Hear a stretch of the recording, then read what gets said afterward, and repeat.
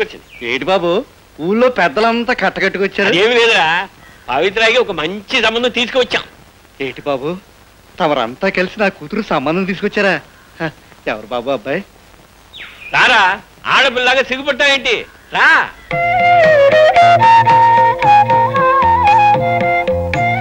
రారా.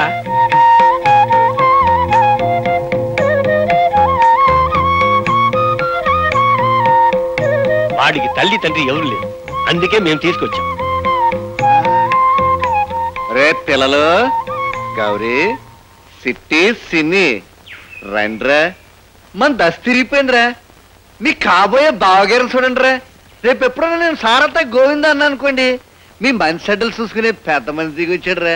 మీ అక్క ఇదిరా, మీ అక్క దమ్మా తాత. అమ్మా తాంబూలాలు అట్టుకుని పెళ్లి కొడుకు గుమ్మంలోకి వచ్చాడమ్మా. ముహూర్తాలు ఎప్పుడు పెట్టాలా అని ఊళ్ళో పెద్దలందరూ కట్టుకుని వచ్చి కూర్చున్నారమ్మా. చెప్పు తల్లి, ముహూర్తాలు ఎప్పుడు పెట్టాలమ్మా? చెప్పమ్మా. అదేంట్రా ముహూర్తం ఎప్పుడు అమ్మాయిని అడుగుతావు? ఏం లేదు బాబు, అమ్మాయి పెళ్లి అమ్మాయి ఇట్ట ప్రకారమే జరిపిద్దాం. సరే, అబ్బాయి నీకు నచ్చాడుగా? చేసా అబ్బాయి ఏంటి బాబు? అబ్బాయి కంటే అబ్బాయి చేసే ఉద్యోగం నాకు చాలా నచ్చింది బాబు. ఏరా కృష్ణయ్య, ఏదైనా ఉద్యోగంలో చేరావా? అదేంటి బాబు అలాగంటారు? ఆరి మొహం చూస్తూ ఉంటే తెలియడం లేదా బాబు? ప్రస్తుతం కలెక్టర్గిరి ఎలా పెడుతున్నారు. రేపు ఎలక్షన్ లో నిలబడ్డారనుకోండి, ఆరికి ఉన్న పేరుకి మంత్రి అవుతారండి. బంగళా, కారు, బొచ్చుకొక్క. మావా, నువ్వేం ఎగతాళి చేయక్కర్లేదు. నేను తలుచుకుంటే అవన్నీ సంపాదించగలను. బతుకి నా ఇంటికి వచ్చి నా కూతుర్ని పెళ్లి చేసుకుంటాన్ని అడిగే గుండెలు ఉన్నారా నీకు? ఎవరో మీరు పెద్ద మనుషులా? ఒక గొడ్లదంగా నా ఇంటికి తీసుకొచ్చి నా కూతుర్ని కట్టబెట్టుకుని అడుగుతారా? నువ్వు ఏమన్నా భరిస్తాను కానీ గొడ్డదం అంటే మాత్రం ఊరికనేది లేదు. గొడ్లదం కాకపోతే మరేంట్రా?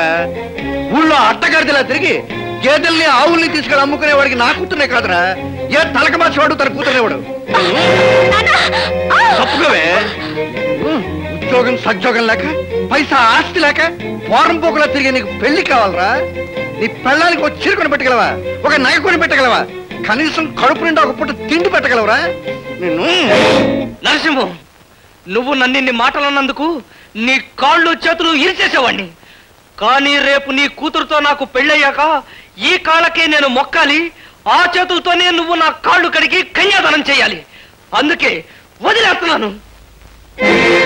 ఏమన్నావు? పెళ్ళానికి తిండి పెట్టలేని వాడిని అన్నావు కదూ. చూస్తుండు నేనెంత ప్రయోజకుడినో నిరూపిస్తాను. నువ్వు నీతో పాటు ఊరు గర్వపడే మనిషిగా తిరిగి వస్తాను. అప్పుడే పవిత్రను పెళ్లి చేసుకుంటాను. వస్తాను.